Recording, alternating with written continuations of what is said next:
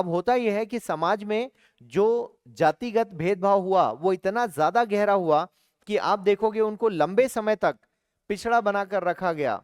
हर चीज के लिए उनको हमने पीछे धकेल दिया। शिक्षा हो, सामान्य व्यवस्था हो, रहने की व्यवस्था हो, पीने का पानी हो, या गांव में किसी कार्यक्रम में भागीदारी की बात हो, हर चीज से हमने वंचित रखा। और इतना वंचित रखा कि दूर दूर तक इनकी पीढ़ियां पिछड़ गई, आगे नहीं बढ़ पाई। क्लियर हो रहा है? और फिर हम कहते हैं कि आरक्षण खत्म कर दो।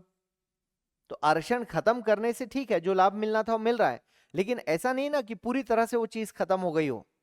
आज भी जो एससी सर्टिफिकेट से आगे बढ़ेगा या एसटी सर्टिफिकेट से, उनको ऊपर जाके सुनना पड़ता है। कहीं ना कहीं वो जातिगत वाले कमेंट्स आपको मिलेंगे कि आप कैसे आए हो, हमको पता है, आप कम प्रतिशत में आ गए। और इंटरनेट वगैरह में आजकल कुछ ना कुछ बात चलते रहती है, आप देखोगे सोशल मीडिया में। क्लियर है? वो गलत है, क्योंकि जब इनका आप इतिहास देखोगे तो इनको कई सदियों तक बहुत पीछे करके रखा गया, और एक व्यक्ति को नहीं, पूरे परिवार को और कई जन्मों तक इस तरह से रखा गया। और उसकी भरपाई आप 75 साल के आरक्षण से नहीं कर सकते, क्योंकि वहां पर सिर्फ आप व्यक्तिगत तौर पे नहीं पिछड़े, बल्कि आपका पूरा परिवार सांस्कृतिक तौर पर आप पिछड़ गए। खान पान, रहन सहन, उसकी शैली बदली नहीं ना। क्लियर है? तो आप देखोगे उसको हम 75 साल के आरक्षण से खत्म नहीं कर सकते, इसलिए आरक्षण की समाप्ति गलत है। यदि आरक्षण नहीं मिलेगा तो वो लोग और पिछड़ जाएंगे फिर से, और फिर बराबरी कहां होगी? हाँ, बराबरी ये भी नहीं है कि आप आरक्षण दे रहे हो, बराबरी तो ये भी नहीं कि आरक्षण देना है, लेकिन आरक्षण नहीं देंगे तो और क्या विकल्प है हमारे पास? इस पर भी सोचा जाए तो कोई विकल्प ही नहीं है। आप गांव का स्कूल देख लीजिए कितना बर्बाद है, और फिर हम कहते हैं हम स्कूल तो दे रहे हैं। आपकी सुविधाओं में कमी ही आपके पिछड़ेपन का कारण है, और कुछ नहीं।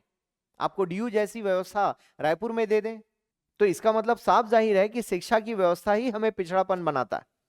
आप जाके पढ़ लो बैंगलोर में, आप 6वीं से बैंगलोर चले जाओ, आप देखो आप कितने तेज हो जाओगे, क्योंकि आपको माहौल मिला है।